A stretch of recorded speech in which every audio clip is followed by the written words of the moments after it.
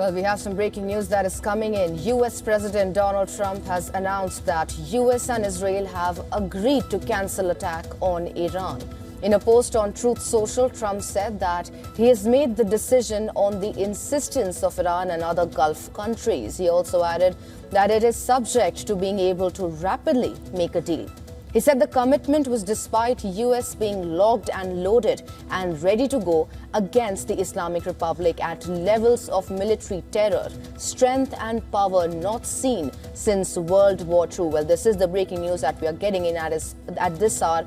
US President Donald Trump has just announced on Truth Social that he has agreed to hold off and cancel a planned military attack against Iran. Well, according to the post, the dramatic decision came at the direct insistence of Iran and other regional Gulf countries who reached out with the parameters of a potential agreement already on the table. Now, this comes even as Trump emphasized that the United States military was completely locked and loaded, standing ready to unleash a level of strength and power against the Islamic Republic not seen since World War II. However, the US Commander-in-Chief explicitly noted that this halt is strictly subject to both sides being able to rapidly finalize a deal, keeping high-stakes diplomacy hanging in a delicate balance as we monitor developments straight as of now. Well, this is the breaking that we're getting in at this hour. And to give us more details, my colleague Shivan Chanana is joining us live from the newsroom. Well, Shivan, what are the latest updates on this sudden reversal? And are we getting any official confirmation from Tehran or regional mediators, regarding this proposed deal? Adya, Tehran is silent on this reversal from Donald Trump, but as far as the reversal is concerned, it does not come as a surprise. We've seen this ample number of times over the course of the last 5 months. This war initially started on a 4 to 5 week timeline. We're now entering month 6. And here we are. Again, there was a major threat. Last we heard from Iran, from the Iranian authorities and several figures in Iran, is that US is resorting to back-channel conversations while it continues to threaten up front.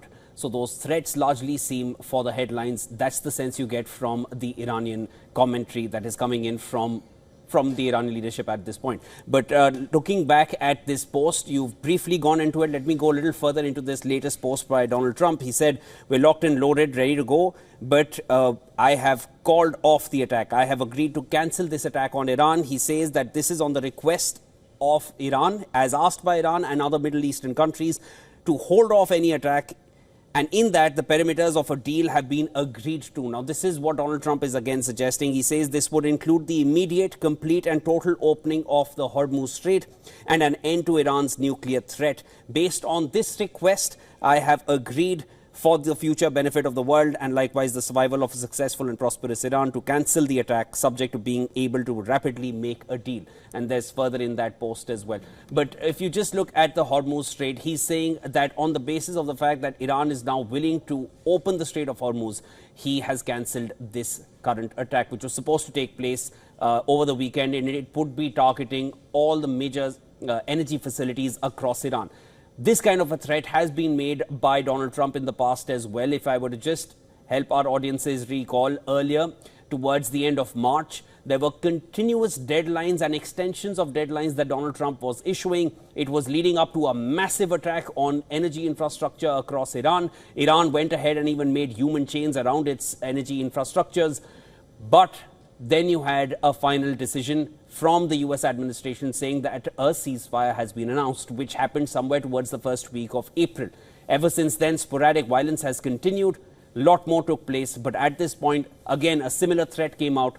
And just when time was about to run out for that threat to be put into kinetic action, you've heard from the US president that they're backing off from it. He says we've cancelled it in terms for a deal to take place. But as far as the Hormuz Strait is concerned, Adya, let us remind all our viewers, Iran has been absolutely steady in their claim for the Hormuz Strait. They've made it clear time and again, the Hormuz Strait will never go back to pre-war levels.